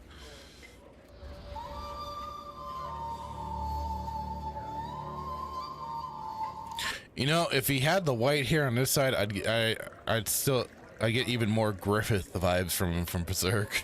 I'm like, oh no. Coming soon. Interesting. Looked like a very hyper action hack and slash RPG, but I don't know about the RPG part. It just looked like a very hyperactive, yeah, hack and slash. Which, I mean, nowadays those have really expanded. But they do have it on Steam as well for you to be able to add to wish lists or anything like that. And they see action RPG, adventure RPG, hack and slash. Loulan, the Cursed Sand is an action RPG set along the ancient Silk Road in the western regions of China. You play as the Cursed Sand, a skeletal warrior wielding the power of sand to explore the lost kingdom of Loulan, battle mighty foes, and seek your beloved princess. From a developer called Chilly Room. All right, at least there's no showing of so far. DRM right now. It's still planned to release date to be announced. Similar games that I've played apparently is Path of Exile. Let's see here. We're still planning localization for other languages. Thank you all so much for your patience and excitement. We've already kind of reread that a few times. Cursed Warrior of Dual Forms. Control the skeletal warrior, the cursed sand, freely switching between bone and sand forms to experience entirely different combat styles and story interactions. Oh. Again, this seems so funny to try and say for a game that looks like this. Realistic melee combat, guys, against many. Engage in grounded one against many melee battles from a dynamic top-down perspective where terrain design, enemy composition, and combat mechanics intertwine to test your skill and strategy. Diverse and creative sand abilities. Learn and wield unique sand abilities to solve puzzles, explore intricate levels, and experiment with multiple combat styles and tactile approaches. Face thrilling one-on-one encounters with powerful elite enemies and colossal bosses that challenge your mastery and reflexes. Ancient Western fantasy world.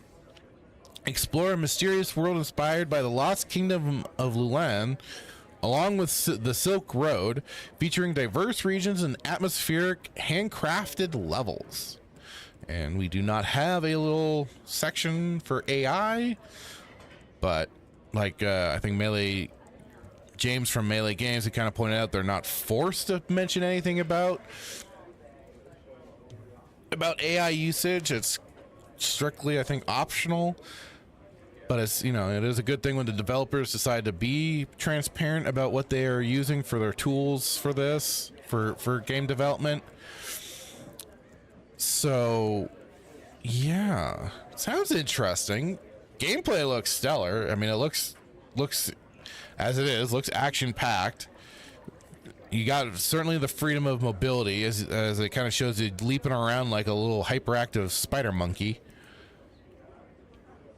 And the different forms ideas seems pretty cool. And then this is like what they were showing off in that trailer with like the crazy sand powers and stuff like that. And then to take human form and stuff.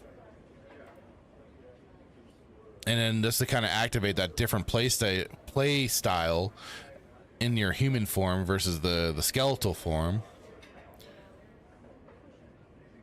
I don't know. It looks like it could be a blast. Oh, no. Damn it, Weasel! Says, I hope the character says, of course, and I get everywhere. You know what? That'd be fantastic.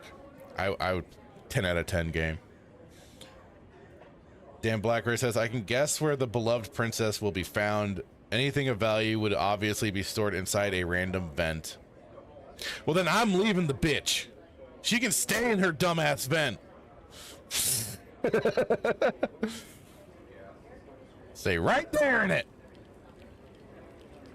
Let's see. Dan Blackray also says probably best to transfer her to a decoy horse and carriage that can draw the fire from the enemies as they flee to safety.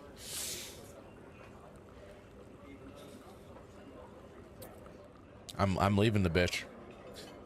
I don't care anymore. I'm just gonna go around fighting monsters. That's all I care about. All I care about is killing demonic creatures. Dan Black writes, well, then bigger picture, a universe is at stake. Oh, jeez. Yep.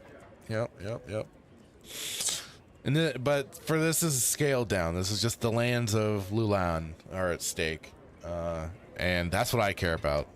Like I said, the bitch can die for all I care. She can take all the fight. She's not an issue. What's important is killing the demonic degenerate freaks of this world. They have to be purged. They have to go. Oh, lordy. The decision will not haunt you. Well, then I'm even better. Look at that tornado though. That looked awesome. Even better. I really don't have. I have nothing to worry about then. That's good. Again, for this one, I will be keeping an eye on it. We'll see what comes of it. Somebody said Dante's Inferno combined with Prince of Persia. I'm sold. Otherwise, yeah, like I said, it is not just PlayStation. It will be on. It's got the I'll add it to my wish list. I'll keep an eye on it here to see what comes, and hopefully it'll be a good one. But again, I always wait and see. Because you never know. Linear, narrative, lore rich. Well, that's good. But that was Loulan, the Cursed Sand.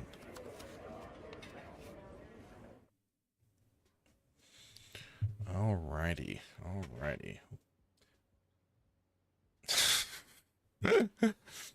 Dan Blackburn says, I'm waiting for the DLC where we find out he was the real killer of Uncle Ben. Huh. That's an interesting pivot there. Now suddenly he's killing Uncle Ben.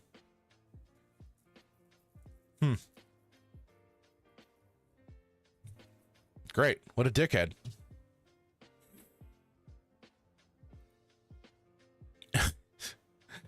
Okay. So I think this will maybe be the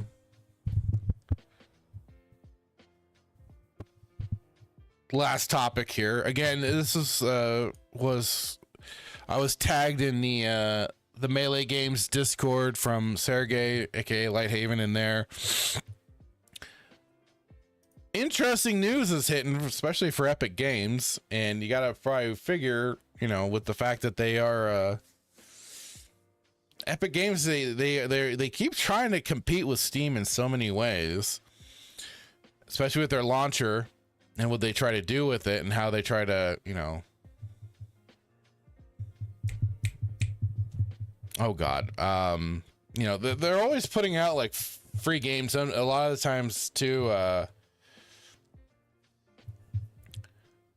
sometimes, you know, AAA games they'll put on their storefront for free that you can just grab. That's how I ended up getting GTA Online for free, or not GTA Online. No, GTA is Grand Theft Auto. I was able to get grab it for free on there. Excuse me.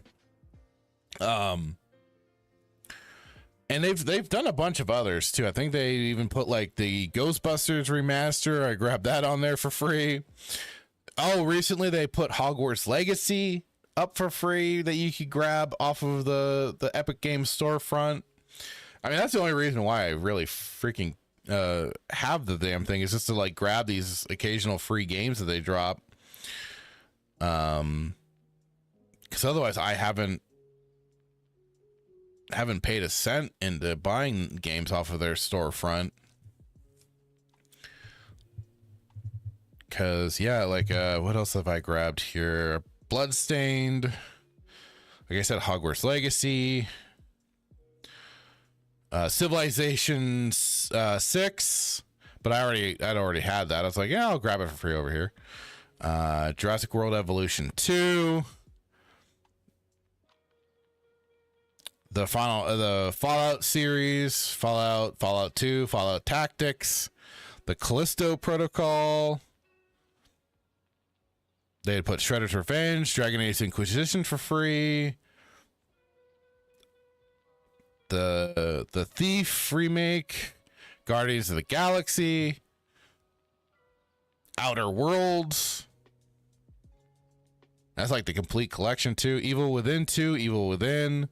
So yeah, like they've put a lot of games for free on here, which is pretty hilarious for titles like that, for sure. Sure, some of them have been out for a good while, but it's just funny that, you know, you can just grab them and pick them up. But I think I don't know if it might be just hurting their bottom line, because as of late, oh, that's how he got the sand powers. Right. I get it now. I get it. That's how he got them. Okay. Anyways, on to this. So Epic Games is unfortunately lays off more than 1,000 employees. We're spending significantly more than we're making, CEO Tim Sweeney says. Comparable cuts for the same reason happened in 2023. Epic Games has laid off more than 1,000 employees. CEO Tim Sweeney says the company is still spending significantly more than it's making as a result of an ongoing slump in Fortnite. Oh no! Not a slump in Fortnite.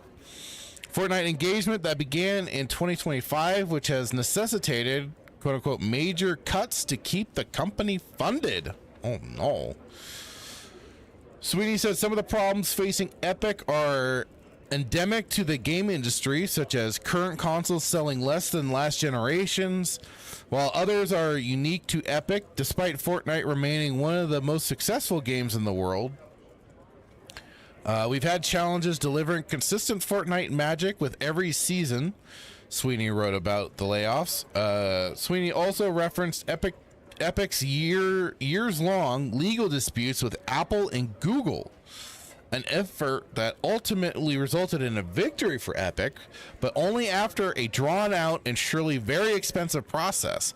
Are you Epic, are you telling me your money from Tencent is not helping keep you afloat here? Come on. So I guess the China dollar is fallible. It does not completely save them. We're only in the early stages of returning to mobile and optimizing Fortnite for the world's billions of smartphones. And in being the industry's vanguard, we have taken a lot of bullets in a battle which is only in the early days of paying off for ourselves and all developers. Sweeney also stated the layoffs aren't related to AI. I didn't even consider that as a potential reasoning, but that's interesting. The plan going forward is to build awesome Fortnite experiences with fresh seasonal content, gameplay, story, and live events. Sweeney continued and build awesome Fortnite experience with fresh seasonal content, gameplay, story, and live events. He also teased a launch of the next generation of Epic near the end of the year, and our guess is as good as ours as to what that will entail.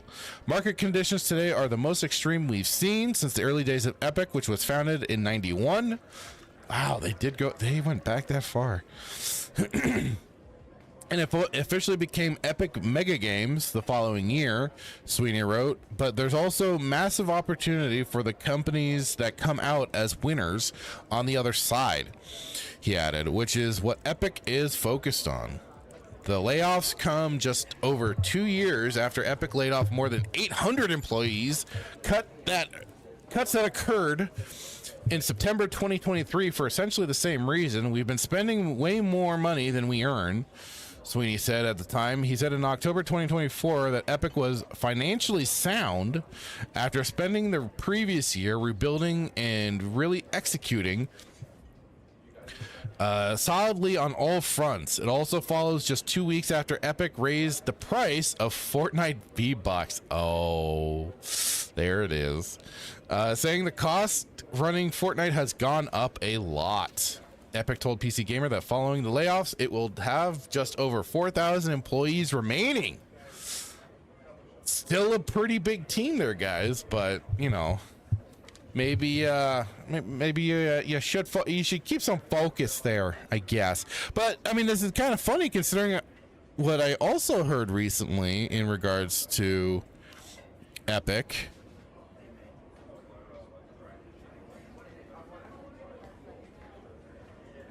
So Dan Blackroyd, he asked, are these free games keys or is this a launcher? So yeah, Epic has their own Epic Games launcher, much to the same way as Valve has their Steam platform. Epic Games, you can install it, you have your account and everything just like you do on Steam. And so here, let me kind of show you what it. So here, like I said, it's another storefront. Before, like it was too, they had it so you could go, like check out the Unreal Engine and check that out through here, download it, use it, test it out, and kind of experiment with it and use it and everything. That was kind of the cool thing when it was an Unreal Engine 4, because they were kind of doing open source with Unreal Tournament back then. I don't know what's happened with Unreal Tournament. It's kind of been abandoned, I think. I know it kind of went to like open source. People could do could help with the game at the time, but I have not heard a peep out of that sector of things for quite some time. So I don't know what's going on, but that's kind of part of this, is that you were able to kind of like do some of the checking out for Unreal Engine. But they have their storefront, and this is where you can download things like Fortnite. Also, the other games that they have associated with their platform, like oh God, Christ Almighty, where is it? Rocket League. Rocket League gives you also access. So like occasionally I'll scroll down here and I'll check to see what their free games are going to be, because it'll be kind of periodically they'll do this, like, and they'll just have it set up so within certain time frames you can get free games out of them. And just also on other platforms, I guess, but they have it all set up so you can do so. Genshin Impact is free, available on here. Sims 4. They also have Marvel Rivals, of course, on here, which was a free game that you can get on Steam as well. And I know my buddy Das got, I think, also got Marvel Rivals on here just in case of like Fortnite crossover, because he does play that. There's Fall Guys and stuff like that on here, so they have like other stuff that is just generally free that you can just, you know, use their launcher instead of, say, Steam. But I mean, it just like a lot, it's not everybody's too keen on it, especially because of the whole aspect of Tencent, the China company, having their stakes in the company in it. So, and I kind of had to laugh when I think it was Heel vs. Babyface crying about it being spyware, and I'm like, bro, if you have an iPhone, and I think he has Apple products, like, you're already being spied on. Knock it off. But yeah, so like that's the main reason why I've kept it, because yeah, I have the library, the free game. I'll grab almost any free game that they put on here just to be like, I have it in a library somewhere, so if I ever feel like, hey, I may want to, I can. Especially the Evil Dead game, which I did enjoy when I did play a bit of that. That was pretty fun. I've gotten Destiny 2 for free on here, on Steam, I think even on battle.net originally. So, you know, you have this availability for this. Weasel says, allegedly they are making good on the promise to bring the Save the World modes as free soon. Huh. Is that what? Okay, so that's the thing. Like I said, with this whole Epic Games stuff, I've been really curious, because then I'd gotten tagged in this too, I think from either Nightmare or Sergey over on the Melee Games Discord. In fact, let me check really quick, since I have that up. Gaming news. Oh, it's Spartacus. Spartacus had posted it in here, and then Nightmare tagged me about this whole thing with Star Wars games have officially changed forever. So starting today, fans and gamers all around the world will be able to make their very own Star Wars games. Lucasfilm and Epic Games have teamed up to bring Star Wars assets to its Fortnite Unreal editor, UEFN. This is much bigger than a Star Wars specific season or some cool characters to play as. This update allows gamers to develop any Star Wars gaming experience they can think of. A trailer for new Star Wars tools, which you can see below, shows an example of some of the games you can make and play, including a Mario Party style multiplayer game, a Battlefield-esque shooter on Hoth, a side-scroller with Luke Skywalker, a Pokemon type game with droids, a large-scale dogfighting game, and more. The update will allow players to use tons of new Force abilities, enhanced Mandalorian jetpacks, and even Star Wars themed UI and fonts.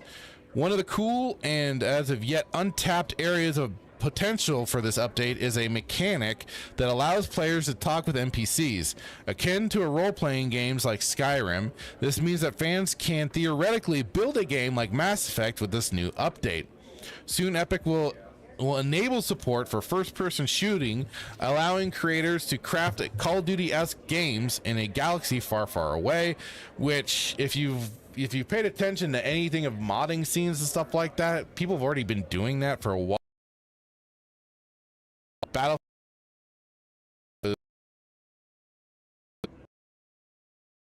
Christ, now I might forget. First Strike, I believe it was called.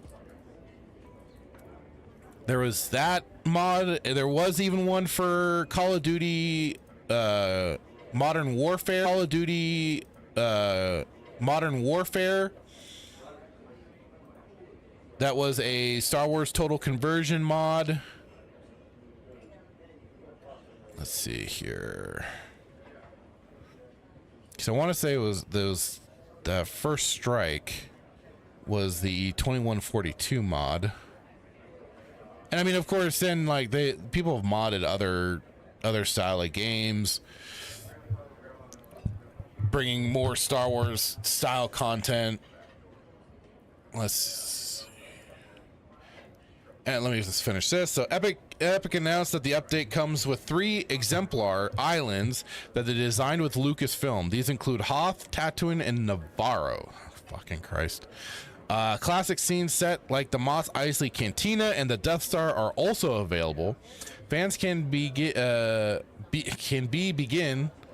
creating their own Star Wars games / islands today, but they won't be able to publish anything for public access until May 1st, just in time for the fake Star Wars Day of May 4th. So we'll take a look at this video. Oh, Jesus Christ. Well, this isn't starting out strong.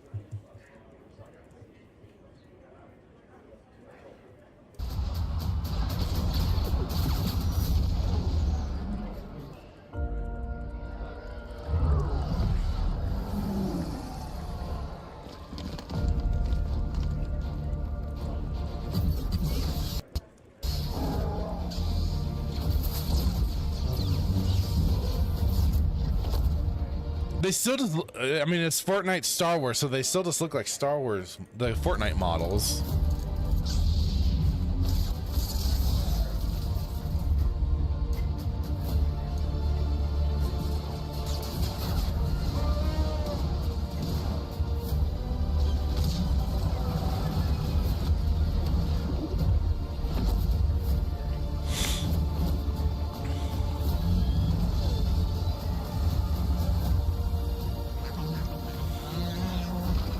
Oh, so there was that platformer that they mentioned in the article.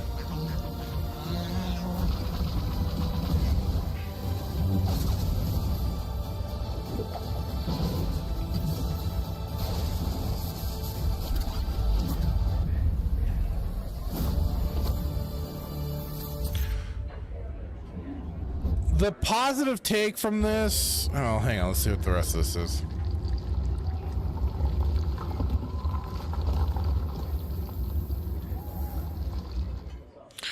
The positive takeaway I would get from it is that at least it also gives people the kind of ability to play around with developer tools like that, to check more of that sort of stuff out if you're interested, for sure. I mean, otherwise you're just getting very Fortnite-y looking character models, which, you know, take that for what you will. But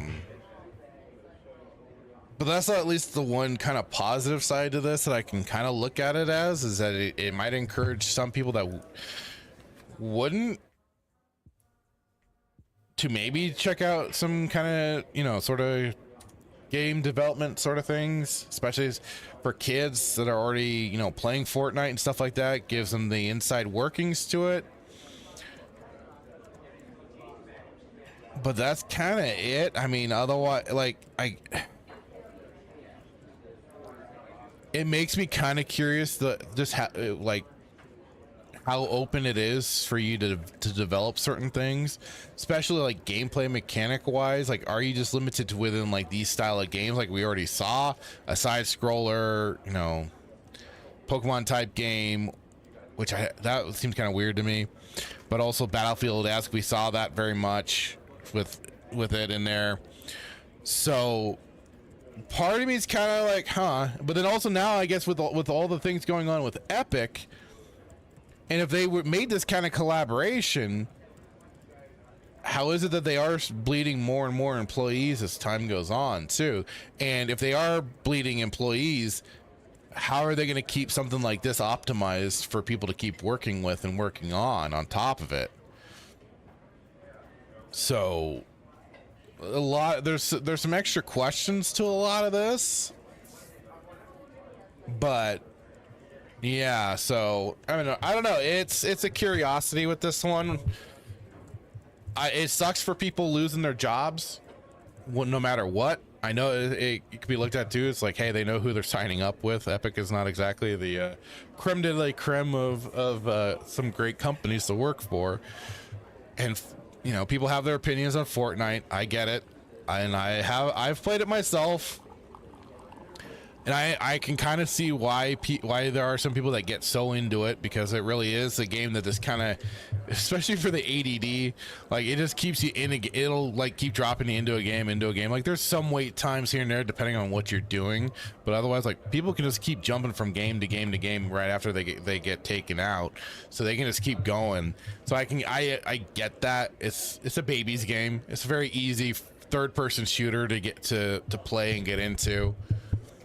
And you can waste time in each match, so you extend the gameplay in your own ways. I just don't get quite into these the way other people do. So I also understand like it is a general perception. So it's interesting. It's interesting with all this going on, and like I say, with this also being a part of it, how. Like if they made this kind of partnership, what did that mean? And this was March 19th, and then what was the PC Gamer was 19 hours ago. Whoops, there you go. So it's kind of a curiosity to know like what's this going on. To be like I would say with Hitman, you know, when we were talking about things related to Lucasfilm and stuff like that, to be a fly on the wall at these places to see just what the hell is going on, you know. So it's I feel bad. I feel bad for anybody losing their jobs like this. It sucks to be in that position, especially with the way things are right now. But then, you know, it's never a good time to lose your job, no matter what. So yeah, it sucks, but you know, this kind of was the games industry has bloated to such a crazy levels that now it's starting. I think we're starting to see some impact, and it'll just be curious just to see further and further how far it all goes. But yeah, there we go.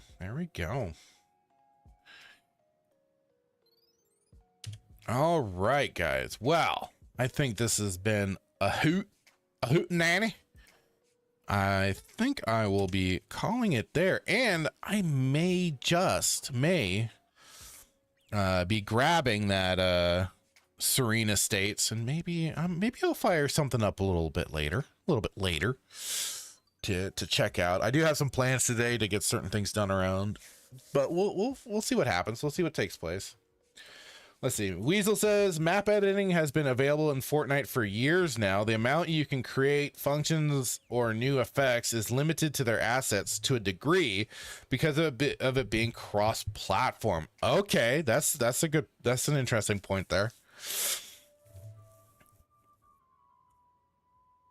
Because I know I've farted around with some of their I've only jumped into some random player maps here and there, and it's kind of funny just like what this random nonsense gets slapped together. But that is interesting that they have at least had the map editing available. But this sounds like you're kind of being able to create more than just doing maps. It sounds like, you know, like they talk about that it's creating like your own style of game, because like they show the 2D platformer and the first person shooters and stuff like that side of it. So like I say, I guess it'll be I guess I'd have to like maybe jump into it and try and take a look and see what you can do. And man, that used to be some crazy stuff back in the day too, when people used to. I remember a buddy of mine creating his own maps in Marathon. The good original Marathon. Back in the day, and he had fun with that. And I remember, you know, I'd mess around with like the map editors for Warcraft 2, and I think my brother and I would mess around a little bit with the Civilizations map editors to kind of, because we always liked having our giant maps and then either doing like islands and stuff like that. So little things like that. I never really got, I've messed around with other different map editors and everything, but God, sometimes it could be such a bitch for me at least. Like I couldn't always compute. So, but I mean, like I said, it's kind of neat that they have that available for people, but at the same time, I'm really kind of curious to the limitations, also the freedom, what they have to create. So, because I mean, if somebody could create like get a gameplay style of Jedi Outcast, Jedi Academy going, that'd be kind of cool. That'd be kind of cool, especially then if you can kind of branch it out into your own thing or into like the Unreal Engine or something like that, really cook something up. Could be pretty neat. So it's, like I said, especially just to get like your bases down, just to kind of get the understanding of how some of that sort of stuff works. It could expand outward, and that would be pretty cool. I'd love it. It'd be great to see a game that has the lethality of a Jedi Academy or Bushido Blade 2 back in the day, and not go so cartoony with it. I think there's this one too that's out there. It's an indie title where you're kind of like this kind of not a carbon copy, but kind of like a Conan the Barbarian-esque character going around hacking people up. And I remember playing a little bit of it, and it wasn't bad. Had the lethality to it, which I appreciated, but it was a little cartoony with some of it. So if we could kind of get that again. And I've been tempted to pick up For Honor, because I remember For Honor being like that, and it's really cheap right now on the speaking. Oh yeah, that's right. I wanted, and you know, right now we've got today and part of probably tomorrow. Yeah. So part of tomorrow, if you haven't yet, there is the Steam spring sale going on right now. Don't forget. So on now through March 26th at 10 a.m. Pacific Standard Time is when they'll cut it off. So if you haven't, search around to see what catches your eye. Go for as dirt cheap as possible, because like I said, there was a few things that I was considering on here. I think this is funny. Resident Evil 3 remake is cheaper than the Resident Evil 2. That one's fun. That's funny as hell. But I think, yeah, it was For Honor, because the Ubisoft sale has still been going on, and For Honor, I kind of remember having that same lethality, if it was not a little bit toned down, but like it was there. Like you didn't want to mess around. You could die. You could get taken out pretty easily. And I mean, right now, buy For Honor the base version, $1.49. The gold edition, $5.99. The ultimate edition, $8.99. So I mean, if you're wanting that sort of gameplay style of melee combat, go for it. Although I guess, let's see, cut content police, censored content, the Valkyrie's quote unquote no touching execution, where the opponent accidentally grabbed her boobs before being kicked in the nuts, is now grabbing her shield instead. Patch none yet. Darn. Come on, Ubisoft, keep the fun. But yeah, so the Steam Spring sale is still going on. If there's stuff that you're interested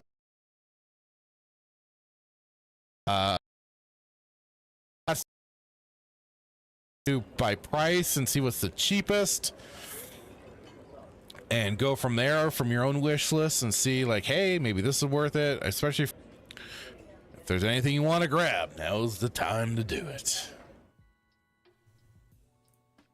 Weasel says you can collab in the editor too. I've made some Fortnite maps but never finished them. Oh, okay, that's cool. It's cool. You can also do collaborations. That's sweet. So there you go. That's at least some interesting stuff to it. Okay, well, folks, I think this is where we're gonna call it. It's been a blast. It's been a hoot. don't pollute. But anyways, I think we'll be calling it there for today. This was great. Had some good topics to go over. And like I said, I was surprised with the Serene Estates being launched now. And yeah, so, and thank you, Weasel, for hanging out and dropping by. Thank you, Dan Blackroyd, for being here as well. Jay Hitman was in earlier. We had the Joker's voice also in at the very beginning. So thank you all so much. And also check out Joker's voice. He does they do a wrestling podcast every Wednesday night, and they will be doing theirs tonight. Give him a check if you're in that sphere and want things all talk wrestling. Where the heck is this? Ah, darn it. I was just trying to bring it up really quick too.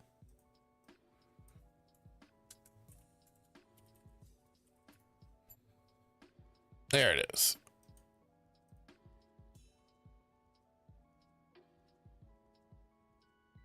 Wednesday night is overbooked, so check out their live streams for that. He's got Left Eye Ego and my buddy Duke Devil 95, who I join in for Wormhole Watch with. So they talk wrestling.